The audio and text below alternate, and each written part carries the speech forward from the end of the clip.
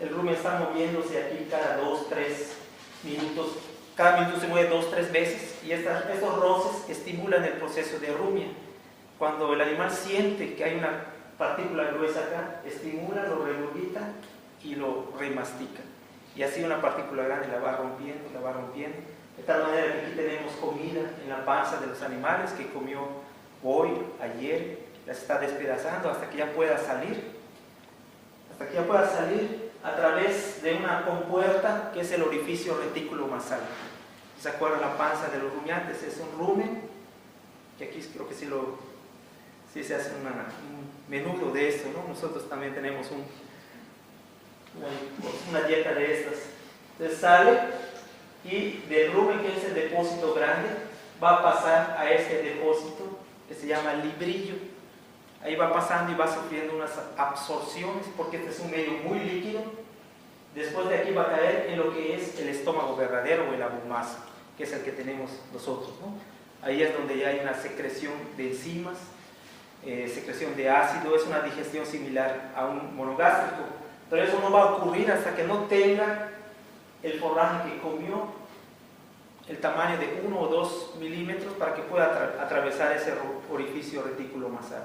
Es la puerta de salida. Mientras no tenga ese tamaño, ahí estará dando vueltas y ocupando espacio y limitando el consumo hasta que no se digiera. En el tiempo que está dando vueltas aquí el forraje, es ahí donde están trabajando las bacterias. Los protozoarios van atacando, se van infiltrando y van rompiendo esas macromoléculas hasta la unidad fundamental que vamos a ver más adelante, que es la energía, ¿no? El proceso de digestión entonces de un forraje dentro de la panza del animal la podemos visualizar en términos del alimento, en términos de que todo alimento tiene una parte que es digestible, que es función de su composición química. Si es un forraje tierno, esta fracción será mucho, si es un forraje maduro será menos. Lo indigestible es lo que vamos a ver en la cantidad de heces que excreta un animal a partir de una dieta. Y lo que se digiere, es importante entender que actualmente se manejan estos conceptos de que cuánto se digiere. No solamente es tener la cifra de cuánto se digiere, sino también un aspecto muy importante ahora en los criterios de balanceo y eficiencia de las dietas es saber la velocidad a la que se digiere. Eso es algo muy importante porque no es lo mismo que un alimento se digiera un 80% en apenas 6 horas, que esta curva hiciera así, se mantuviera así, o que esta curva fuera despacito y al final vaya poco a poco. Esto es lo que se llama la cinética de digestión. Y se ha visto que este concepto de la velocidad a la que se digiere cada uno de los alimentos o las fracciones químicas que contiene el alimento es más importante para determinar el consumo que saber cuánto se digiere. No sé si se capta la idea. Es muy importante saber a qué velocidad se digiere más que cuánto se digiere, porque eso es lo que regula el consumo más, la velocidad de digestión.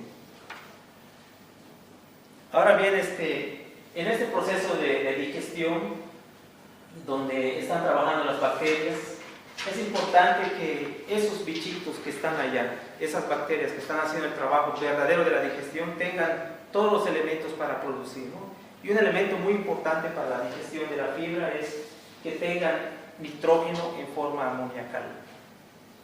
Las vacas cuando comen proteína de los forrajes, enzimas, pero esas proteínas son degradadas a péptidos, los péptidos hasta aminoácidos, y el aminoácido finalmente es despedazado en las dos fracciones, que es el esqueleto de carbono y el grupo amino, y es ese grupo amino lo que usan las bacterias para comer y formar sus enzimas, reconstruir, pero así es el proceso de ellas.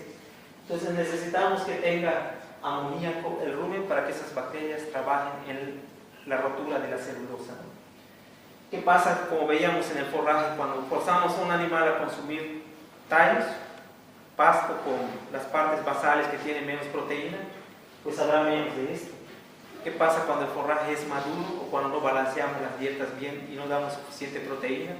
Pues es como un carpintero que no tiene herramientas para trabajar, no va a poder hacer el mueble, necesitan ese amoníaco. Entonces esa es una de las líneas que hemos trabajado bastante en el trópico, la suplementación de proteína a través de varios recursos, entre ellos la leucaena, la urea, los bloques de melasa, en fin, una serie de estrategias, porque esa es una de nuestras problemáticas más comunes, que falte proteína y por tanto amoníaco a las bacterias.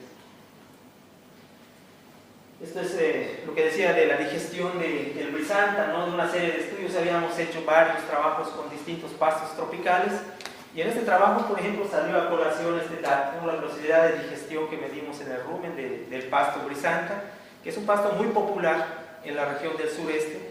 Se ha hecho popular porque resiste condiciones de pastoreo, en fin, tiene muchas virtudes agronómicas, pero entre los ganaderos nos decían cuando empezamos a trabajar con ellos este pasto me gusta porque siempre está verde y bonito, pero mis animales no lo comen. Si tengo este pasto, me comen todo y de último se comen el brisanta cuando no tienen otra opción, que los caballos no lo comen. Y otros comentarios que nos decían, mi ganado ya no da el mismo peso cuando lo vendo que cuando lo vendía y tenía otro tipo de pasto, ¿no? O sea, no crecen igual. En fin, una serie de comentarios que nos llevaban a decir, bueno, si este pasto se ve tan bueno y se adopta y es tan popular, ¿por qué produce tan poco? Pues la razón fundamental que encontramos es que la digestión del principal componente nutricional del pasto, que es la fibra, la celulosa, es extremadamente baja, es 2% apenas. Un pasto tropical en calidad regular es alrededor de 4, de 5. Suena como una diferencia numérica pequeña, pero es una gran diferencia porque estamos hablando de 4, es el doble la velocidad de digestión, ¿no? Entonces aquí hay una matemática que podríamos calcular, pero en esencia quiere decir que el animal va a poder comer más, digerir más y producir más cuando esta cifra cambie de 2 a 3 o a 4, ¿no? En el caso de la leucaena, la velocidad de digestión es alrededor de 6-8% para este aspecto. Entonces sí tiene mucha influencia en la producción.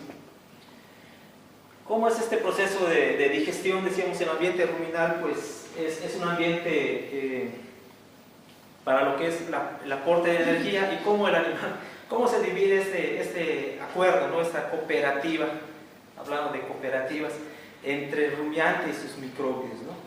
Tenemos que el rumen es un hotel para las bacterias y microbios de lujo, donde el animal les asegura una temperatura adecuada, no importa que haya frío o calor, ahí se les va a dar con un rango. Tiene el medio líquido para que pueda darse su actividad bacteriana. Se está moviendo, el animal se encarga de generar energía, toda la maquinaria muscular para mover 150 kilos 2-3 veces cada minuto. Es un ambiente anaeróbico, eso sí es una circunstancia especial, y el pH relativamente neutro, entre 6 y 7, y los sustratos que constantemente van entrando, ¿no? Los microbios no tienen que salir a buscar comida, el animal va, cosecha y se los da en su boquita para que coman, ¿no? La celulosa, y todo lo que ya no sirve lo va sacando y le van poniendo más, ¿no? Qué bueno sería que estuviéramos así nosotros, acostaditos, y nos llevaran la comida y todo facilito, ¿no? El ambiente ruminal tiene estas características de un ambiente anaeróbico, decíamos, una temperatura relativamente estable, un pH neutro. Es interesante esto, ahorita vamos a ver un poco de la bioquímica, cómo es que tenemos este pH. A lo largo de la digestión se da dando un incremento de la presión osmótica, ¿no? Los minerales, y el proceso de romper las celulosas y convertirlas en ácidos va incrementando la concentración de estos ácidos y la presión osmótica. Esta presión osmótica es importante porque es el mecanismo como cuando se producen los ácidos van pasando de ese ambiente ruminal hacia la sangre por difusión pasiva, por diferencia de concentración. Cosa importante en estos días, el calentamiento global, decíamos en la plática anterior, es que en ese proceso de fermentación se está produciendo gas. Aunque ustedes no lo vean, una vaca eructa sus 1200 litros al día, ¿no? Daría para inflar un dirigible, creo. Y de ese gas, el 30% es metano. También hay otros gases. Entonces el punto es que este metano, pues sabemos que es un gas de efecto invernadero actualmente, que es criticado, y que nuestra línea de trabajo en la facultad, pues estamos viendo qué alimentos, qué sustancias pueden ayudarnos a reducir ese metano. Ahí están los bichos de los que estamos hablando. El ambiente ruminal está compuesto de 3 grandes grupos microbiales, que son las bacterias, como las conocemos, bacilos y cocos. Tenemos los protozoarios, que hay ciliados, no ciliados, de una diversidad de formas y tamaños. Aquí podemos ver una figura, por ejemplo, donde el protozoario tiene adherido en su pancita un grupo de bacterias, como las rémoras de los tiburones. Estos viven en simbiosis, donde el protozoario está generando metabolitos, a esas bacterias metanogénicas. Es una interacción que se conoce que existe entre un grupo de protozoarios con bacterias que producen metano. Y otro grupo microbial importante son importantes las dietas fibrosas como las que tenemos en el trópico, o quizás aquí cuando estemos usando pajas, los hongos. Los hongos son una población recientemente estudiada que tienen importancia porque son los únicos que en ese ambiente anaeróbico pueden romper los enlaces de celulosa y de lignina. ¿Sí? Eso significa que cuando tenemos una dieta de muy mala calidad, estos bichitos ahí abren esas puertas de la lignina y la celulosa, entonces ya pueden entrar las bacterias celulolíticas a hacer el resto de la digestión de la celulosa. Claro que ese proceso es lento y esa es la desventaja. Hablando de números, las bacterias que son las que hacen el mayor trabajo de la digestión de los rumiantes, fíjense que solamente en 1 mililitro de líquido ruminal, en 1 mililitro tenemos 100.000 millones de bacterias. Y aproximadamente en 1 mililitro hay 1.000 millones de protozoarios. La diferencia es el tamaño, y estos son mucho más activos, ¿no? Y los hongos pues en menor cantidad. ¿Cómo están distribuidas las bacterias que son las importantes? Pues están divididas en 3 grandes pools del ambiente ruminal. Una tercera parte está adherida a las paredes ruminales, una tercera parte se va incrustando en el alimento para digerir, y una tercera parte está flotando en el ambiente acuoso, ¿no? Decíamos antes, no sé si recuerdan, que la panza de una vaca tiene como unos 180 litros, 180 kilos o 150 kilos. Un borrego pues proporcionalmente menos, ahí siempre estoy pensando en las vacas, pero si en 1 mililitro hay 100.000 millones de bacterias, Pedro, ¿cuántas bacterias hay en 150 litros? Un número de muchos ceros. Es grandísima la cantidad de bacterias. Entonces, estamos hablando de una población de enorme relevancia y son las que hacen el trabajo metabólico. Estas bacterias son las que requieren el nitrógeno, y puesto que son la población microbial, esto es realmente lo que le da la proteína al animal. Para que ese animal produzca leche, proteína en la leche, muchos de esos aminoácidos van a venir de la proteína microbial que va pasando en el líquido. ¿Se acuerdan que las partículas tienen que romperse para que puedan salir? Ahí dentro de esas partículas están pegadas unas bacterias, y cuando llegan allá en el abomazo les echan su ácido, así como hace Raquel en los reactivos, le echa su ácido, se disuelve la proteína y va liberando sus aminoácidos, ¿no? Entonces, estos microbios son los que le van a dar la proteína al animal, principalmente las bacterias. Los protozoarios, que son los otros actores, en kilos o en peso pueden representar casi tanto como las bacterias, pero metabólicamente son menos importantes. Sin embargo, sí tienen su papel a nivel ruminal. Los protozoarios tienen una proteína de mayor calidad que las bacterias, en primera instancia porque no tienen esa pared que rodea a las bacterias. Los protozoarios solo tienen membrana celular, entonces son más fáciles de digerir y son más nutritivos para el animal cuando pasan al intestino. Sin embargo, estos protozoarios son unos bipales porque tienen unos mecanismos de retención en la digesta. Cuando llega el alimento se pegan ahí, flotando en la parte superficial donde no está la puerta de salida, y cuando ya están llenos se asientan en el fondo por su peso y tampoco salen porque la puerta de salida está en medio. Entonces creo que hay algunos así entre nosotros que a veces nos gusta aprovechar las cosas y no contribuimos igual como pasa con las bacterias, ¿no? Se retienen en la digesta. Tienen papeles positivos de que estos protozoarios ayudan a regular el pH. Como son grandes, se tragan los globulitos de almidón y evitan que se fermente muy rápido, que si estuvieran las bacterias con todo ese almidón van a producir muchos ácidos y va a venir ese problema que le decimos acidosis ruminal, ¿no? No sé cómo le llamarán acá, pero en nuestro medio le dicen, ese animal se empachó, o sea, comió mucho grano y le dio una acidosis, y se puede timpanizar o se puede morir de la acidosis que le causa una necrosis en el ambiente ruminal. Entre las bacterias, entre los protozoarios y las bacterias y los hongos se dan procesos de muchas interacciones. Solo entre las bacterias hay miles de interacciones, y aquí Es apenas un ejemplo donde vemos que una bacteria empieza a romper una macromolécula que es la celulosa, que ya ha sido masticada y que finalmente la va a romper hasta formar esa unidad fundamental de las dos glucosas unidas por un enlace beta, que es la celuliosa. Cuando se rompe esto y se forma la celulosa, ya para ser metabolizada, pues vamos a producir los ácidos que son los que absorbe el animal y va a utilizar como energía. Pero todo este caminito de que empezó una bacteria, lo agarró otra y finalmente produjo lo último del metabolismo fermentativo.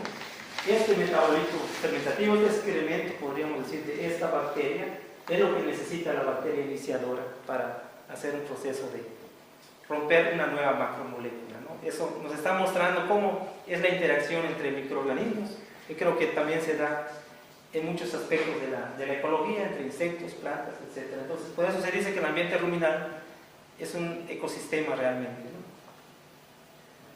¿Cómo es la fermentación?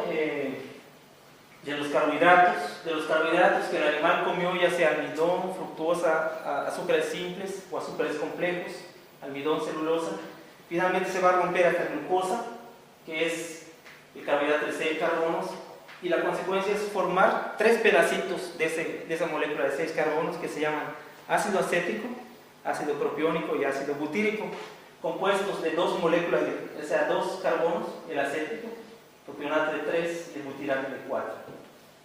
Y en cuanto a las proteínas, pues decíamos, se van a romper de proteínas a péptidos, aminoácidos. El aminoácido le sacan 2 pedacitos.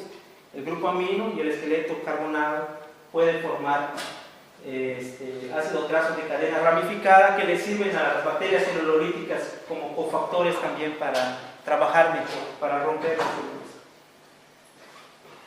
células. En este diagrama se ve también el mismo proceso, donde tenemos los carbohidratos y finalmente tenemos la formación de esos ácidos. Ahorita vamos a comentar la importancia de estos ácidos, y como desecho de la formación de ácidos se genera dióxido de carbono y hidrógenos, que también combinados estos con el hidrógeno van a formar otra vez el fantasma de la película, ¿no? El metano, que es el que estamos tratando de atacar. Y por el lado de las proteínas se van rompiendo desde las macromoléculas tridimensionales, que son las proteínas, hasta los péptidos más sencillos y finalmente aminoácidos, y esto es lo que van a agarrar las bacterias para construir sus nuevas proteínas. Pues esto es lo que hacen las bacterias en el rumen, en los alimentos ingredientes principales, proteínas y carbohidratos. Respecto al metano,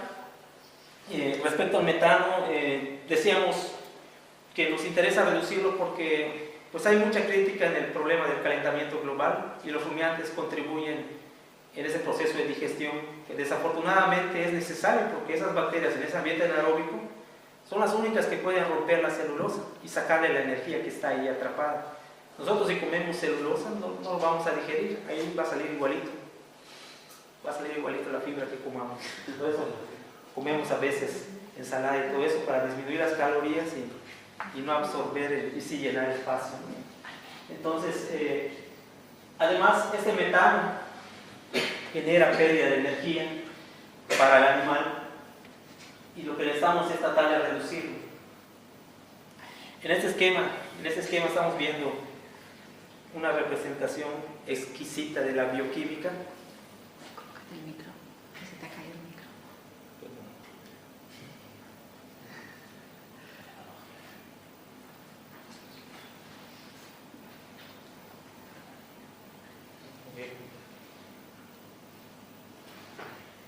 Bien, ese esquema está mostrando de nuevo la consecuencia de una molécula de glucosa, hablando ya de la energía, ¿no? Ese trade-off, como le dicen, o es el negocio. Bueno, vamos a ponernos de acuerdo: bacterias, animal. ¿Cómo nos vamos a dividir la energía que estamos comiendo, ¿no? Aquí nos está mostrando ese balance energético. Si ustedes se acuerdan de aquella bioquímica que vieron en la prepa, cada molécula de glucosa generaba 36 ATPs. ¿Sí se acuerdan de eso? Era una lata, pasaban del examen, pero son 36. Entonces, esos 36 ATPs que puede dar una molécula de glucosa en el ambiente ruminal, vean lo que resulta. Cuando produce dos acetatos, el rumen, las bacterias están ganando 2 ATPs acá y 2 acá, 4. De 6 carbonos partió a piruvato y de ese piruvato puede dar origen a 2 acetatos con pérdidas de hidrógeno y dióxido de carbono y 2 ATPs. Entonces, ¿qué ganó esa bacteria al formar esto? 4 ATPs de 36 que tenía. Esto es un 11% de la energía total de esa molécula de glucosa. Cuando las bacterias agarran otro camino y forman propionato, forman acá 2 ATPs también, más estos 2 son 4. Y cuando es el butirato que se forma, que es una molécula de 4 carbonos, son otras 2 y otras 2, son 4. O sea, estamos ganando 11% de energía. Pero cuando se forma acetato y se forma butirato, se generan estos desechos. Vean que estos desechos están acá. Y acá no hay dióxido de carbono en el propionato. Los 3 carbonos fueron capturados en 2 moléculas de 3 carbonos. Aquí terminó la historia para las bacterias. Pero en este caso, estas bacterias pueden formar metano, CH4, y generar otro ATP. Es decir, a las bacterias les conviene generar metano. Obtienen un ATP más y con esto llegan a una obtención de 16% de energía de los 36 que tenía la glucosa, ¿no? O sea, bioenergéticamente eso es importante y es un ambiente anaeróbico. Ese es uno de las limitaciones más importantes del rumen y sus bacterias, la energía que pueden extraer. Y esa es una de las razones por las que de preferencia se va hacia la formación de metano. Si nosotros producimos más de esto, pues tenemos menos metano. Eso depende de que el animal coma más grano, más almidón, que es el que forma el propionato, ¿no? O lo podemos modificar, es ahí donde estamos trabajando con algunos compuestos de las plantas. Existen varias sustancias que se pueden hacer para cambiar un poco este patrón de fermentación. Aquí la representación del metano, propionato otra vez lo mismo. Y cuando estos ácidos se van produciendo y acumulando al degradarse en la celulosa, recordamos de nuevo, volvemos un poquito atrás, un animal que come forraje, un herbívoro, prácticamente todo lo que come, el 60-70% de lo que come es fibra, es celulosa, es hemicelulosa, y todo eso son puros carbohidratos. El objetivo entonces es generar energía para el ambiente ruminal y para el animal, básicamente a través de las dietas fibrosas. Los rumiantes, todo lo que se produce como AGVs que se van acumulando aquí, pues tienen que ser desalojados, porque imagínense que ustedes vayan vertiendo ácido y ácido, pues van a quedar medio ácido y van a dañar ese ambiente. Para empezar, las bacterias no pueden vivir en un ambiente ácido. Entonces, ¿cómo se puede controlar eso? A través de las papilas del rumen que van absorbiendo el ácido, por un lado. Por otro lado, va saliendo a través del orificio reticulomasal líquido y ácidos, va desalojando también.